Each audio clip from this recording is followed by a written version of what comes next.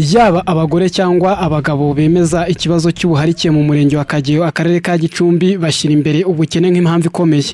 Wenda umugabo nimba akennye akabona umupfakazi hariya ufite utuntu akaba yakigira ati nibereho nimba yarabye abana 4-5 batagihaga akigira aho ngaho arabona agapura, kuko mbona umuntu ava mu rugo rw'abana akajya mu rugo rudafite abana.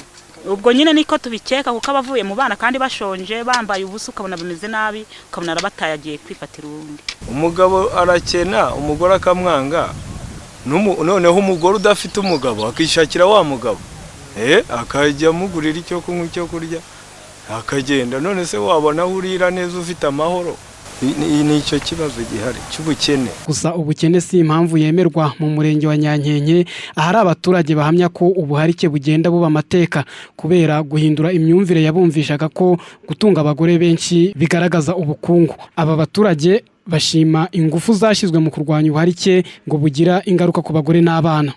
Ngewe ndabize ejo bundi naje ku murenge kwa kabiri cyashize, umugore yasezeranye n'umugabo ngo niba aramaze umwaka iwabo, araza ngo yaje umugabo azanye ndi umugore we pira 19 amuzanye umugaza kumurega hano ku murenge Gitifu aramuga ati babaza umugabo ati ufite undi umugore ati ngenda mufite wa 19 ati se umugore wa mbere uramwemera ko mwasezeranye ati ndabyemera twarasezeranye uki wamuzaniye hundi.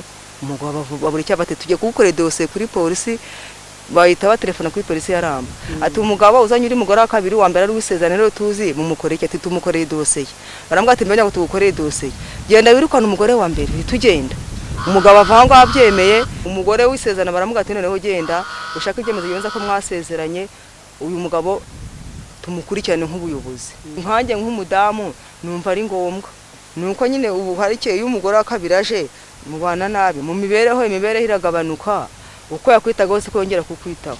Usanga abana batagira uburenganzira ku mitungo yawe neza, cyangwa ugasanga nk'umwana ufite akaba atagize akata kwishyikira ko avuga ati papa agiye kwigira ahandi. Kwita ku kubanza kumenya amakuru y'abifuza gushyingiranwa ni gahunda yagize uruhare runini mu kurwanya ubuharike mu mirenge hafi ya yose y'akarere ka Gicumbi, nubwo ngo bukigaragara cyane mu mirenge yegereye igihugu cya Uganda nk'uko ubuyobozi bw'akarere bubisobanura. Mwarageze muri iriya mirenge yegereye igihugu cy'abaturanyi cya Uganda, abaturage abagabo benshi mu myumvire yabo bafitemo ikintu cyo guharika.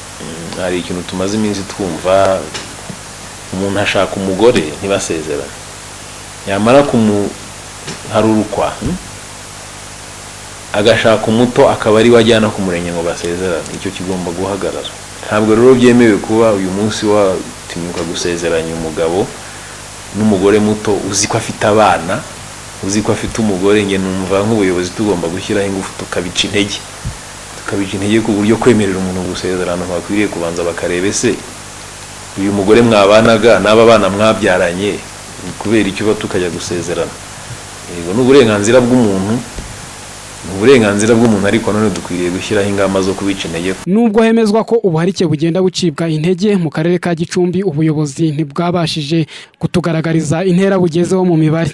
Gusa ubuyobozi ngo buracyafite ingorane ishingiye ku bagabo bahitamo guharika bagata ingo mu Rwanda bakajya gushaka abandi bagore muri Uganda.